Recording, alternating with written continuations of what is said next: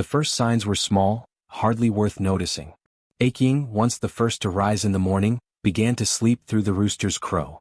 Her limbs ached more often than usual, her energy ran out before breakfast was fully cooked, and the water pot became too heavy to lift in one go. At first she joked about it.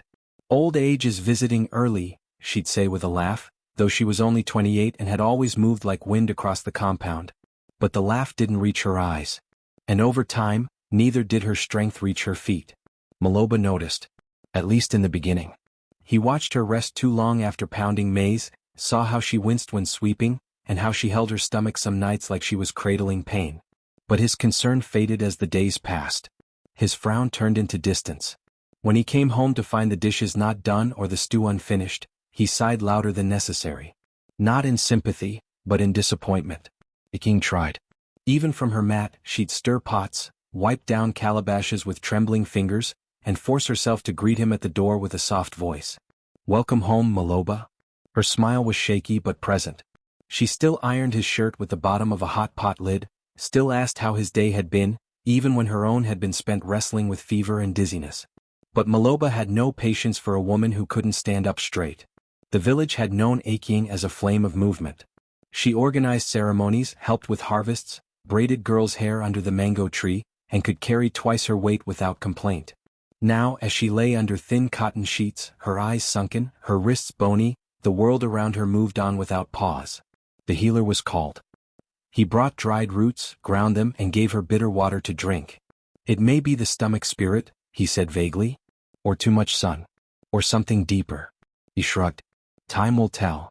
But time only made her weaker. One morning she tried to stand and nearly fell. Her fingers wrapped around the bedpost as the room swayed like a canoe in storm water. Maloba, watching from the doorway, did not step forward. "You're still not better?" he asked, not with concern but with blame. Aching didn't answer. She lowered herself back onto the mat and reached for the small rag she used to wipe her face. Later that day she crawled to the kitchen hearth to cook porridge, dragging a stool with one hand and a pot with the other. By the time Maloba returned, the porridge had scorched slightly, but it was warm. She offered it with a tired smile. He tasted it and frowned. "It's burnt." She said nothing, only returned to her mat and lay facing the wall. At night, she whispered to herself, "Even a broken drum remembers its rhythm.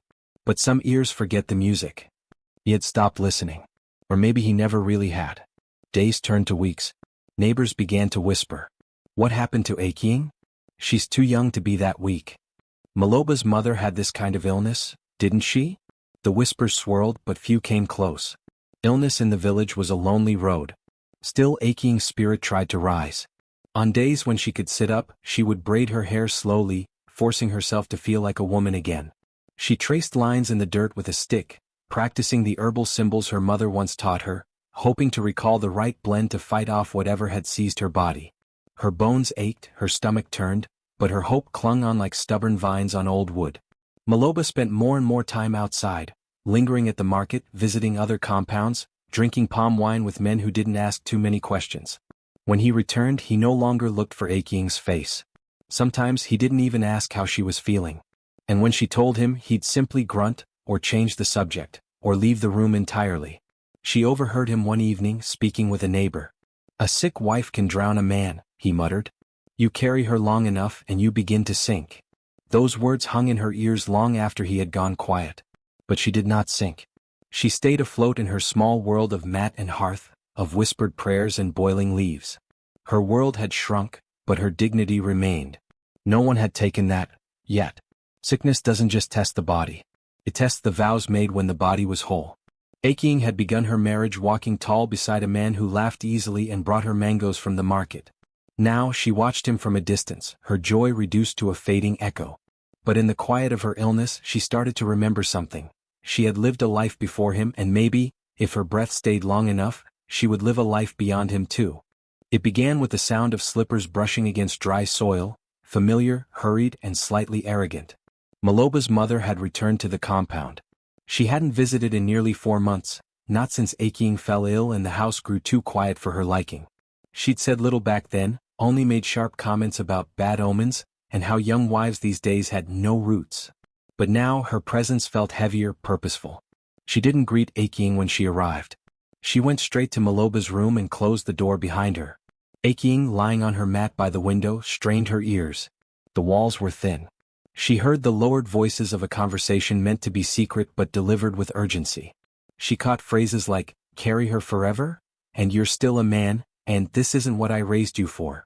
By the time the door opened again, Aking had closed her eyes. She didn't want to meet her mother-in-law's stare, not in that moment. Later that evening, Maloba brought her a cup of porridge. His face was unreadable, like he was preparing to deliver bad news but hadn't yet rehearsed it enough. "Drink this," he said, placing it beside her. He didn't sit. He didn't ask how she felt. Aking took the cup with shaking hands and forced a smile. "Thank you." He left without another word. The next morning the compound changed. Women she hadn't seen in months appeared with buckets and brooms, scrubbing the walls and repainting the front door. Her bedding was moved farther into the corner of the storeroom. Chickens were chased away, calabashes polished. Bright fabrics hung across the entryway. Even her small flower pots were relocated, as if her presence, her illness, didn't belong in the celebration to come. She asked one of the girls what was happening. The girl hesitated, eyes darting. "It's just cleaning." But by midday there was no hiding it. Drummers arrived, their deep rhythms echoing across the hills. Women ululated from the road. The scent of roasted goat filled the air. Aking struggled to sit up, leaning on the wall, her breath tight in her chest. Through the cracked door she saw a group of guests entering with gifts and laughter. And then she saw her. Nafula. Young, radiant, and wrapped in golden fabric. Her smile was wide, practiced, and made for eyes, not hearts.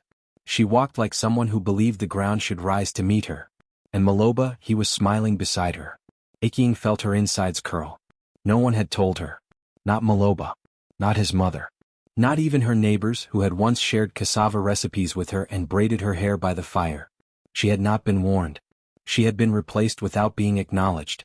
She heard the women singing. "Let the new sun rise in the home, let the beauty wash away the shadows." The shadow, she realized, was her. She didn't cry. Instead, she looked down at her hands, thinner than they'd ever been but still hers. She gripped the edge of her blanket and listened to the celebration as if it were happening in another world. Maloba didn't visit her that night. The next morning, she woke to find Nafula in the compound, adjusting curtains, giving orders to the house help, handing out sugar cubes with too much flair. When their eyes met for the first time, Nafula only smiled and tilted her head slightly, pity painted across her face like makeup. Aking looked away. She didn't lose him to beauty. She lost him to impatience. To a man who could not sit with discomfort long enough to find meaning in it. To a mother who saw illness as inconvenience, not trial. To a society where a woman's worth was measured by her ability to serve tea, not survive pain. The days that followed were cruel in their normality. Nafula took over the bedroom. Maloba laughed more loudly than he had in months. The compound filled with noise but not warmth. Aking's corner became quieter and smaller, like a leftover story no one wanted to finish reading. Once, a cousin from the next village came to see her. He knelt beside her mat and asked gently, "Did you know?" Aking looked at him and whispered, "The day the house was cleaned, I knew. People don't sweep that hard unless they're preparing to bury something." He said nothing, only nodded. The ululations had stopped, but the memory of them remained. The laughter. The songs. The flowers Nafula scattered along the walkway. And the silence that followed when the world remembered there was still a woman inside the back room, still breathing, still listening. When loyalty is tested by discomfort, many choose comfort and call it destiny. Maloba didn't make the decision overnight. But when the illness didn't go away, neither did his excuses. And when the smile at the door came wrapped in gold and movement, he didn't hesitate. He reached for ease. For beauty that hadn't been tested. For a life he thought would be lighter. Aking closed her eyes that evening and whispered into the fading light, "They can dance above me if they wish. But my breath is still my own." Aking's new room smelled of old millet and sorrow. It was once a storage space for grain, now emptied and swept in haste to make way for a woman still living but no longer needed. They didn't even bother repainting the walls or fixing the crack along the corner where the roof met the mud. Her mat was thinner here. Her mosquito net full of holes. The single window was small, carved hastily into the wall with uneven edges, but it became her only view to the life she used to live. Nafula had settled into the house with the efficiency of someone determined to forget who came before. She rearranged everything, shifted the clay stove to a new spot, threw out the old calabashes, and replaced the curtains with brighter ones from the market. She burned incense daily, not to cleanse the house of spirits but of memory. She changed the recipes Aking had refined over years. The comforting smells of slow-boiled millet and honeyed root stew were replaced with peppery, oily dishes meant to impress rather than nourish. From her mat, Aking could hear the laughter now shared across her former sitting room. Nafula hosted guests regularly, young wives, gossipy neighbors, even Maloba's cousins who once visited only when they needed Aking's help with stitching or herbs. They came now with gifts for Nafula: soaps, bangles, even tiny jars of imported face creams. Aking listened to them cackle at jokes she wasn't part of. Watched them from her small window as they posed in front of the compound gate with plates of roasted cassava. Sometimes Maloba joined in, his laughter loud and shallow. He never glanced toward the outer room. As if she had been moved out of sight and out of obligation, all in one motion. It wasn't the room that made her feel forgotten. It was the silence outside its walls. No one asked how she was feeling anymore. Not even the elder neighbor who once traded herbal roots with her. Not even the cousin who once called her sister. People passed her window without looking in. Children who used to bring her wildflowers now carried them to Nafula, who braided their hair and taught them songs she had learned in another village. And yet Aking watched it all. Quietly.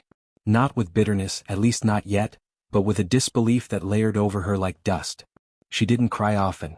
The tears came slowly, like the kind that form from staring too long without blinking. She had lost her place not because she stopped being a wife, but because she stopped being convenient. Some exiles happen inside your own home. She began to measure time by footsteps. The shuffle of Nafula's slippers in the morning, fast and wide as she took command of the kitchen. The rhythm of Maloba's sandals in the evening, heavy, impatient, sometimes tipsy from palm wine. The quick patter of visiting girls, eager to taste Nafula's spiced rice or learn how to twist fabric for head wraps. Aking watched them all, her eyes steady, her body quieter than ever. One afternoon it rained hard. The wind shook the side of the house and blew fine dust through the cracks of her room. Water trickled from the ceiling and pooled near her mat. She tried to stuff an old rag into the hole, but her limbs gave up halfway through. She sat in the wetness and waited. No one checked on her. Later that evening she overheard Nafula laughing with a guest. She used to run this house like a chief's daughter. But now she's too tired to stand. Life moves on, eh? Aking blinked slowly. Nafula's words didn't sting the way they might have weeks ago. Instead they settled like a stone in a quiet river, part of the landscape now.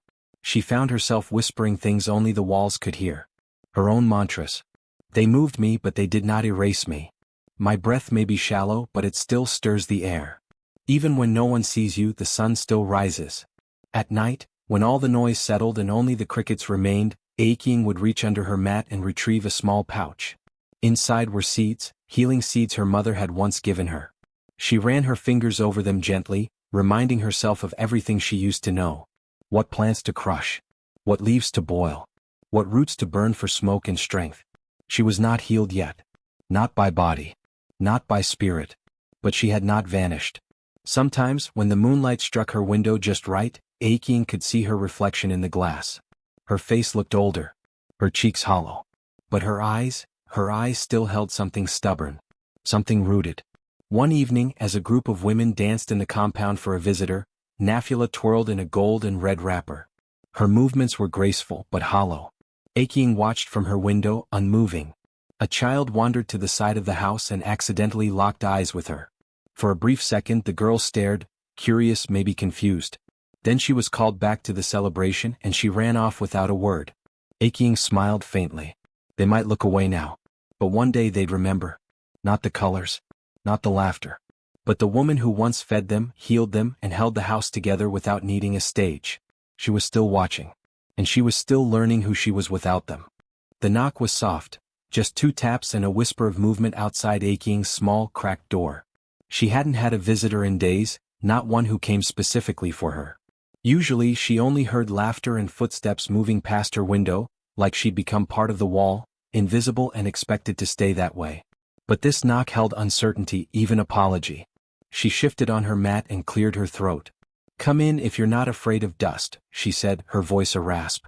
The door creaked and a small boy peeked in, no older than 8. His cheeks were sunken, his wrapper loose and hurriedly tied. In his hands he clutched a woven pouch. "My mother sent me," he said, stepping in.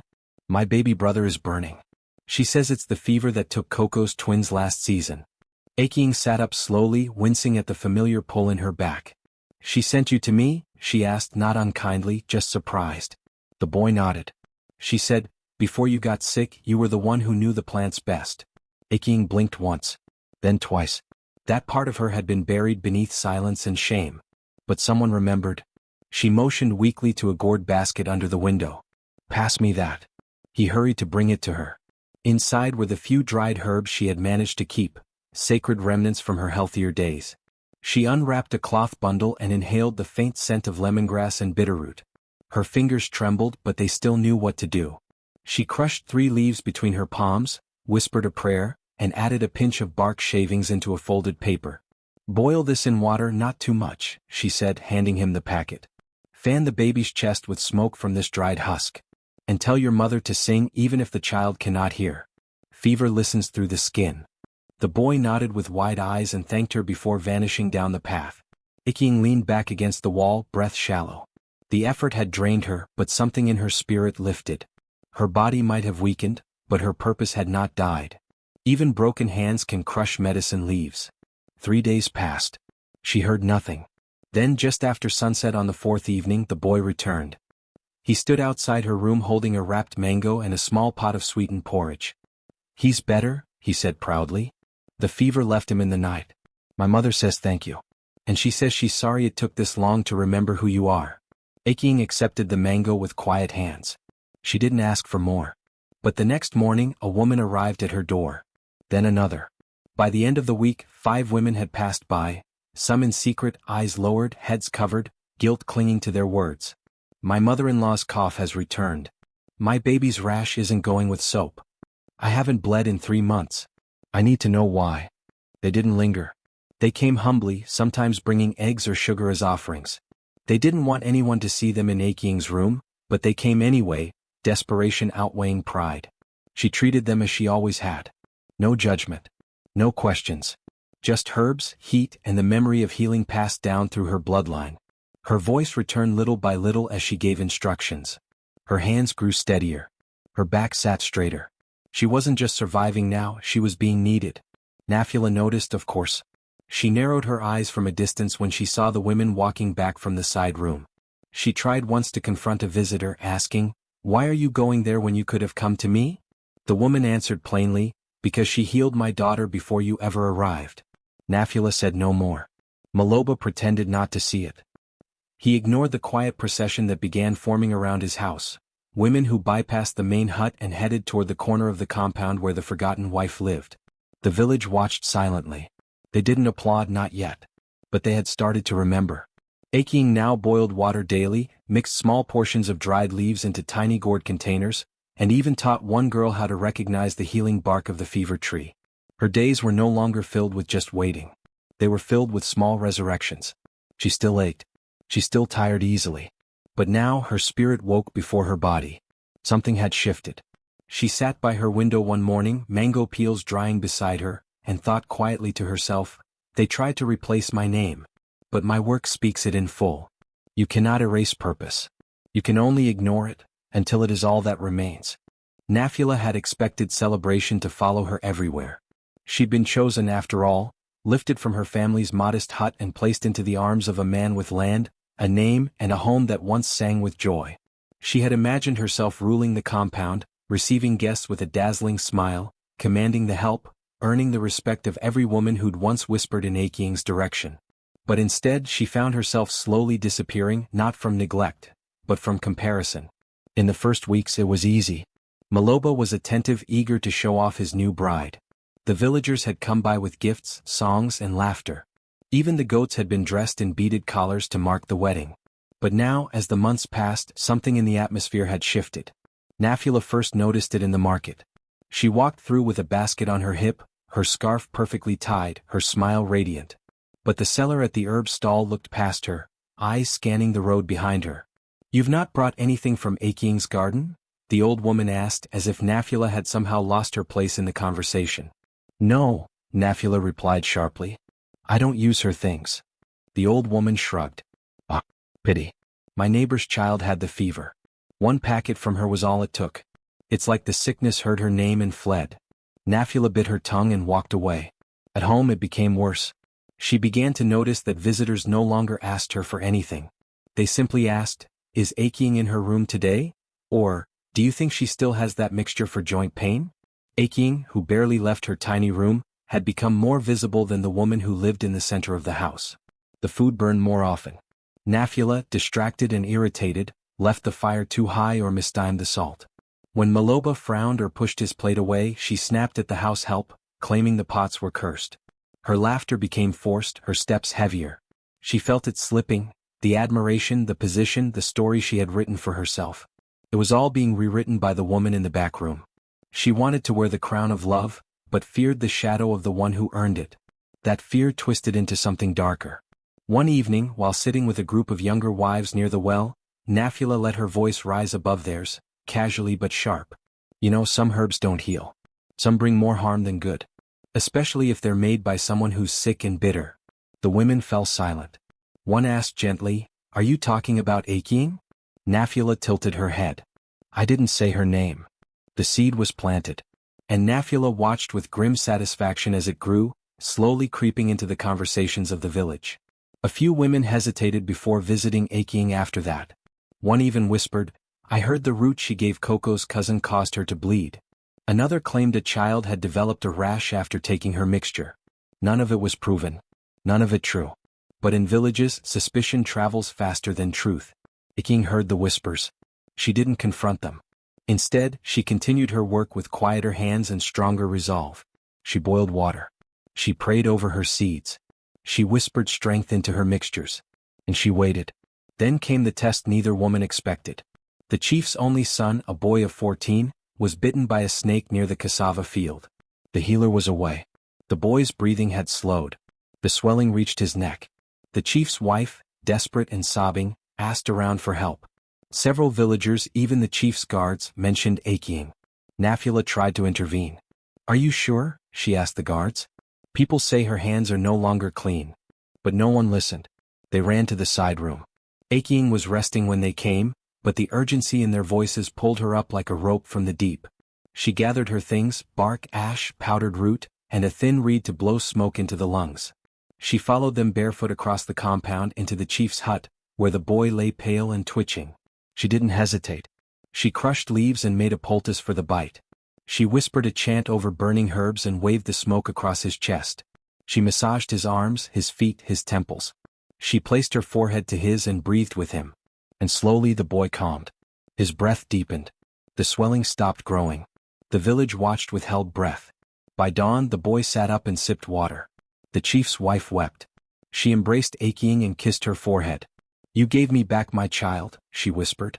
That morning the village elder gathered the people and said, "We must not forget who among us carries true gifts. Aching is not a woman of the past. She is a light we almost let go out." Nafula watched from the porch, her face pale. The villagers didn't look at her. They looked at aching. Even Maloba, who had been absent the entire night, arrived just in time to see the chief's wife holding Aching's hand like a daughter. The whispers changed. Now they said, "We were wrong to doubt her. Even sickness could not steal her gift. She belongs to the village more than to one man." Nafula felt her world crack. She stormed into the house later, slammed a calabash against the wall, and yelled at the help for no reason. Maloba passed by her with barely a glance. She was not the center anymore. Maybe she never had been. Position without purpose breeds insecurity. Aching had not fought for her spot back. She had simply remained true to the calling stitched into her bones. And that truth had spoken louder than any rumor, louder than beauty, louder than drums. Nafula stood in the shadows of the hallway trembling, not from fear of Aching, but from the truth she could no longer deny. The house had 2 wives. But only one was truly needed. The morning began quietly, too quietly. Birds still chirped beyond the mango tree and goats still bleated by the fence, but inside the compound the usual rhythm had changed. Aching had not stirred from her mat. Her water jug, usually half full by sunrise, remained untouched. The herbs she always prepared at dawn sat in their bundles, still wrapped, unopened. A light wind passed through her tiny window, lifting the corner of her mat slightly, revealing an arm too still for comfort.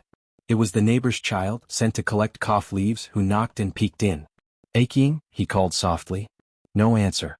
He stepped in hesitantly, took 2 slow steps forward and then ran back out screaming. She's not waking. By mid-morning, word had traveled faster than fire in dry season. Women dropped their cassava baskets, left cooking fires unattended, and ran toward the old grain room at the edge of Maloba's compound. Within an hour the space around Aking's hut was crowded, barefoot girls, grandmothers in wrappers, young wives with babies tied to their backs, all pressing close, whispering, praying, waiting. One by one they entered and knelt beside her. Mama Deka, the oldest widow in the village, checked Aking's pulse with the back of her weathered hand. She's warm, she said, but her spirit is hiding. They began fanning her gently, laying damp cloths on her forehead. Someone brought sugar water. Someone else offered crushed ginger root. Another placed a small pot of porridge on the fire, murmuring prayers as she stirred. Nafula stood near the doorway, arms crossed, her face tight. She watched it all without speaking. Jealousy warred with concern inside her. She didn't move forward. She didn't offer a hand. But her eyes never left Aking's still body. She bit her lower lip, then turned quickly and walked away, as if pretending she didn't care would protect her from what the moment was revealing. And Maloba? He was gone. Gone to the next village with friends, off to drink palm wine and boast about his young wife, leaving behind the woman who had once fed him with laughter and lifted him with gentle hands even when she herself was broken. He didn't even know that silence had swallowed his compound. No drums played that day. No children ran games near the gate. No mortars pounded. No singing from passing women. Just quiet. A rare, reverent silence. The kind that falls over a place that realizes it might be losing someone it should never have forgotten. Even those who had doubted her now sat on the ground, heads bowed, asking for forgiveness in prayers they didn't speak aloud. For once, the village was not divided into homes and gossip trails. It was unified, by fear, by memory, by love suddenly remembered. Aking lay still for hours, breath shallow, fingers unmoving. Then, in the cool hush of the late afternoon, her lips parted. Her eyelids fluttered. A small groan escaped her throat, soft but unmistakably alive. Mama Deka leaned closer, touched her face. "Child, are you with us?" Aking blinked slowly. Her vision was hazy but she could make out the faces. Shapes. Light behind the crowd. And then she spoke. Not loud, not clear, but with meaning. "Did anyone still remember my name?" The women wept. One sobbed openly. Another knelt and kissed her hand. "Yes," whispered Mama Deka. "We never truly forgot. We just wandered too far from your light." Aking closed her eyes again, but this time not from weakness. From peace. Outside the silence remained, not tense now but sacred. No one celebrated. No one shouted. They simply sat with her, offered prayers, left gifts at her doorway. Small bowls of honey, mangoes, millet, wrappers for warmth, carved combs, bundles of dried herbs. Love returned not in song but in action. Nafula, peeking from behind the curtain, saw it all. And in her chest, the cold realization settled like stone. She had worn the husband's ring but never earned the village's heart. She had inherited the house but not the soul within its walls. And somewhere on the road, Maloba laughed at a joke, not knowing that back home, the woman he left behind had become larger than her pain, again. Some people leave you. But the ones who return when you fall, they are your true home. Aking's name would not fade. It had only grown softer, waiting for the world to listen again. Maloba returned to the village with dust on his sandals and palm wine on his breath, laughing with his friends as they reached the edge of his compound. He had left in haste, seeking escape and ego strokes in the next village, telling tales of Nafula's beauty and his new life. He hadn't once sent word home, not to check on Aking, not to ask how the house was holding up. As he drew nearer, the laughter around him faded. Something was wrong. The air felt still. The compound, normally filled with clanging pots and children's feet, was quiet in a way he didn't expect. Then he heard murmurs, low, reverent voices. He turned the corner and froze. They were everywhere.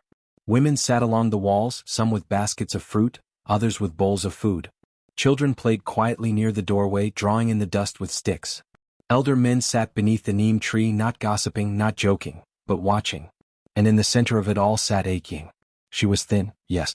Her frame looked delicate still, but her back was straight. Her eyes were awake in a way they hadn't been for months.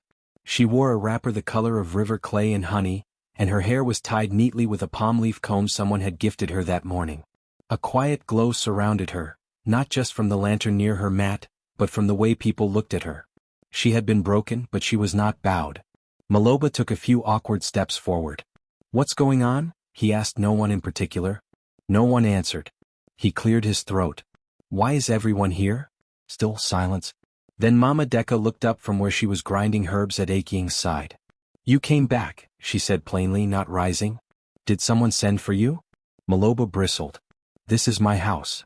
One child near the doorway muttered. "He wasn't here when she fainted." A ripple moved through the crowd, like wind over tall grass. Eyes turned toward him. Some curious, most cold. Nafula stood in the far corner, quiet, her hands nervously twisting her wrapper. Even she didn't run to greet him. She had already seen what he hadn't, the shift, the turning of the tide. Maloba tried again, softer this time. "I heard Aking fell ill again. I was worried." A voice cut through the tension, calm, deep, unmistakable. It was the chief. He stepped forward from where he had been sitting under the mango tree, arms crossed. He looked not at Maloba but at the crowd and then at Aking. "The sick one healed us," he said clearly. "The healthy one only watched." Gasps were quiet but sharp. A few women nodded. One old man coughed and muttered, "True words are bitter for the guilty." Maloba's face darkened. "You're all turning against me now?" The chief turned to face him directly. "We are not turning, Maloba.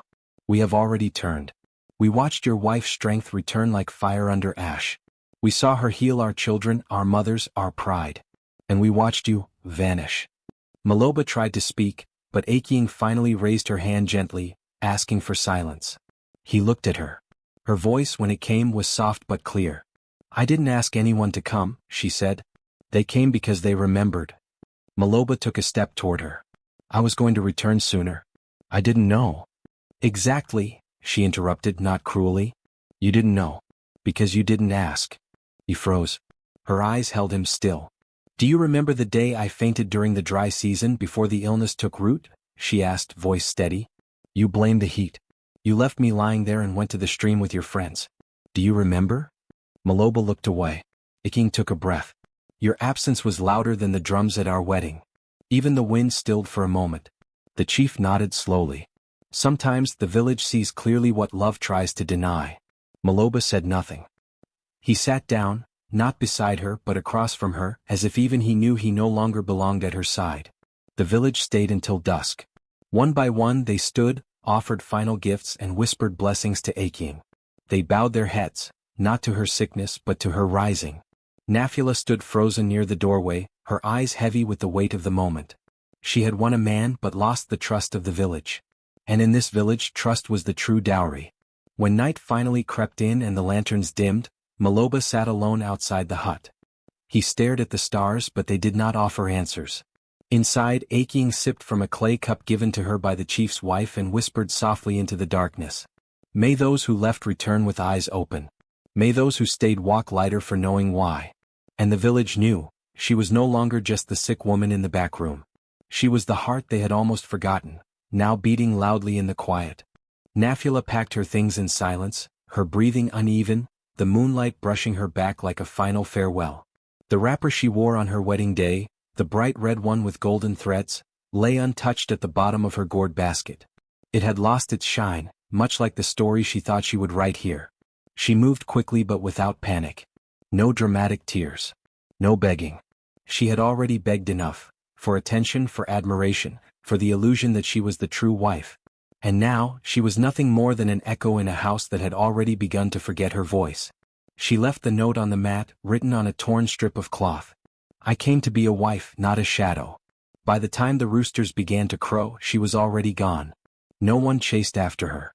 Not even Maloba.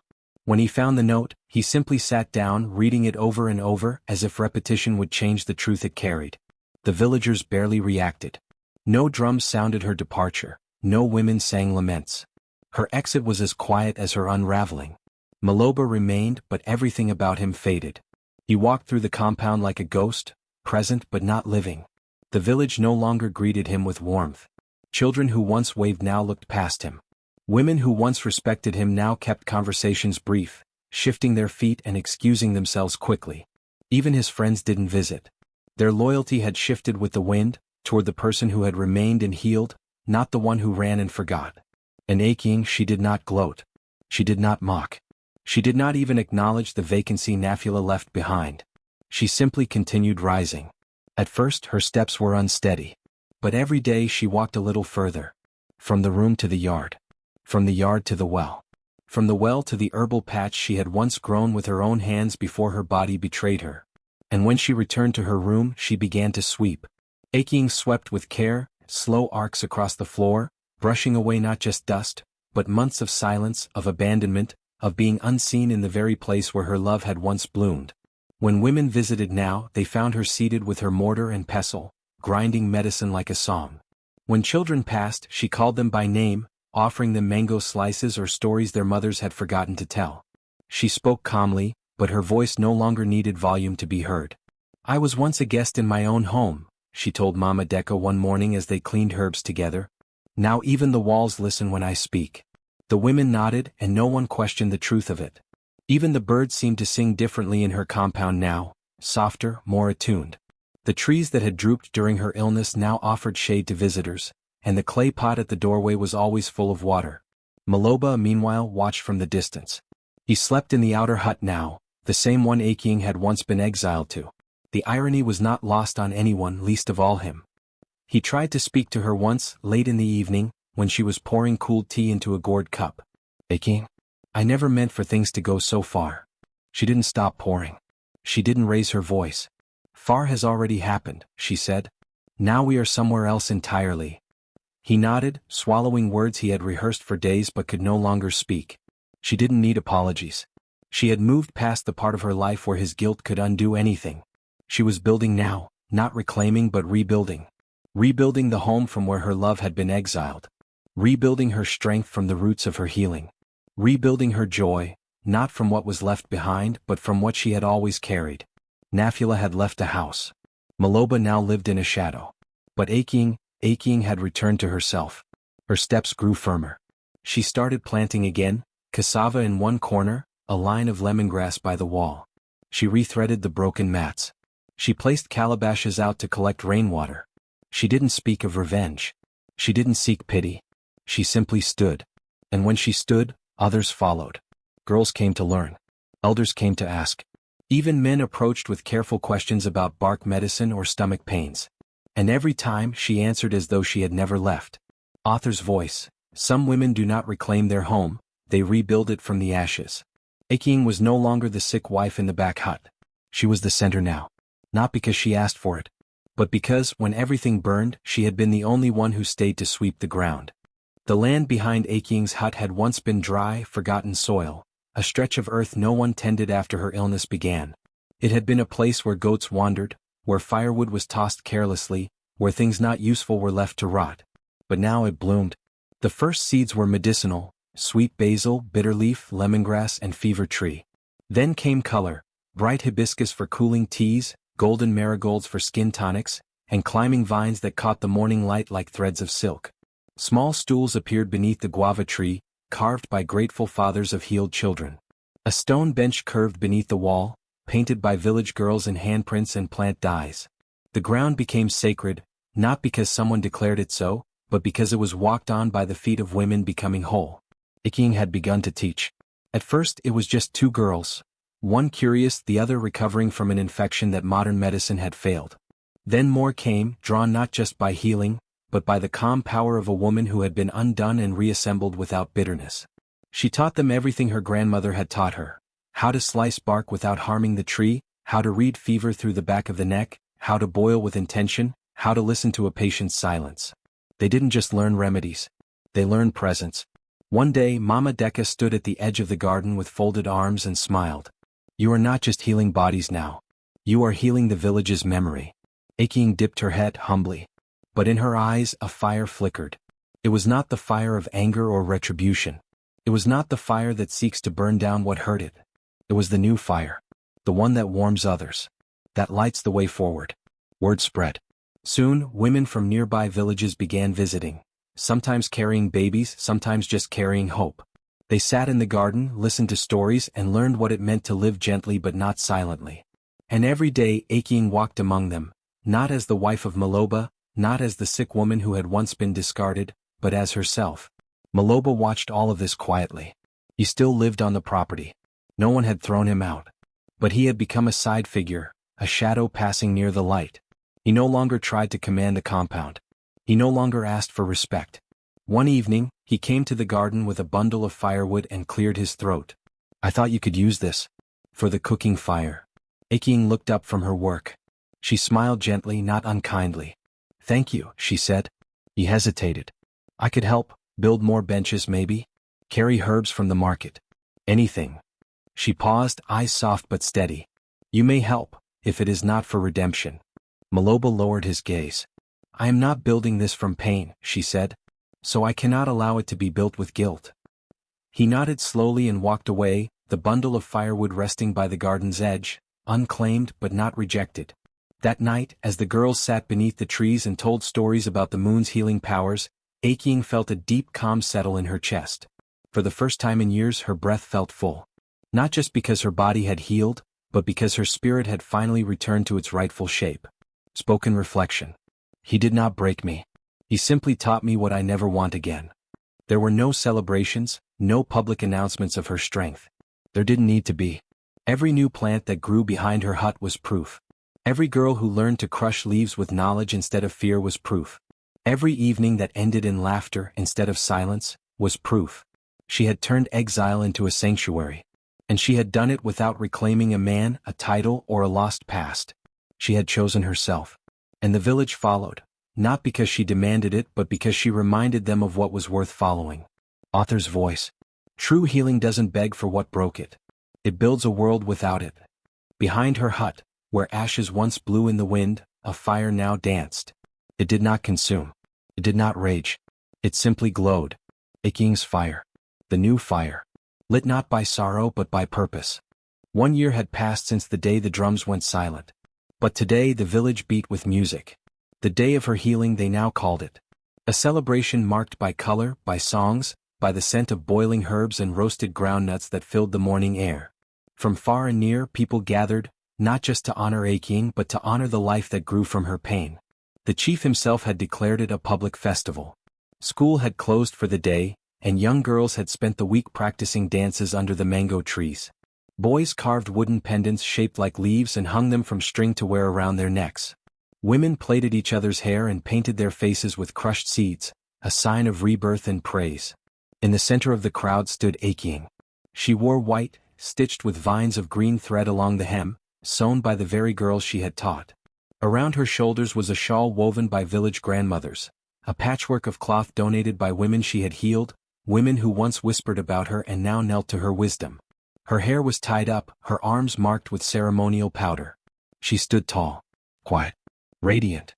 Before her sat rows of girls in bright wrappers, some barely old enough to speak, others now learning to mix herbs with confidence.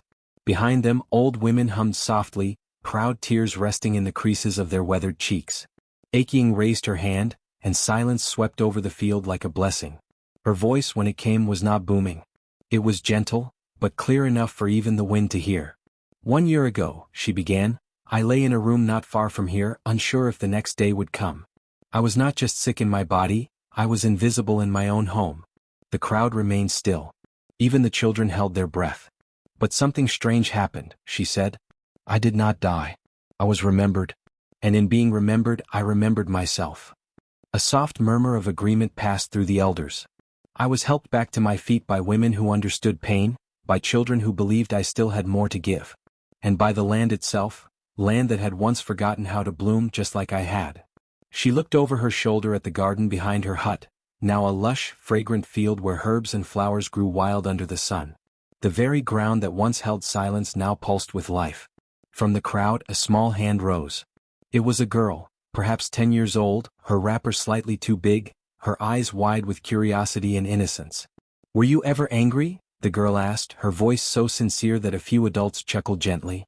Aking smiled, walking forward slowly until she reached the girl. She knelt. I was, she said, looking straight into her eyes. I was angry that I was forgotten. That someone else wore my clothes and my name faded from the air. But then I realized something. She opened her palms slowly. I could either hold that anger, or hold the future in my hands. The girl nodded slowly, like she understood more than most adults ever would. Aking stood and turned to the crowd again. I chose the future. I chose to build instead of burn. To teach instead of scream. To walk again, not toward the past but toward something bigger than myself. The crowd erupted into cheers, not wild but deep. From the soul. Drums began again, soft but rhythmic. The kind that say we see you now. The kind that don't just echo from wood, but from hearts that remember what they once ignored. As the sun began its descent, Aching walked through her garden once more. Behind her, children followed. Some holding leaves. Some just holding her shadow in their gaze. Her fingers brushed over the leaves of bitter leaf and aloe, her movements deliberate. The land whispered back to her. The trees bowed slightly in the wind. She no longer needed a husband's gaze to feel seen. She no longer needed forgiveness to feel whole. She had stepped out of the room they put her in, and built an open world around it. There was no bitterness in her steps. No vengeance in her eyes. Just purpose. Pure, steady purpose.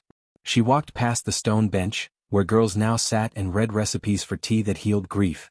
She passed the guava tree, where someone had carved her name with a stick. Mama Watiba, Mother of Healing. She stopped. Closed her eyes. Breathed in the scent of basil and eucalyptus. And she smiled. Author's voice. She was once the forgotten wife. But now even the trees know her name. The drums continued into the night, but her legacy would beat longer. It would live in every healed wound. In every girl who refused to be silenced. In every garden planted from ashes. And in every name remembered, not for how it faded but for how it returned in full bloom.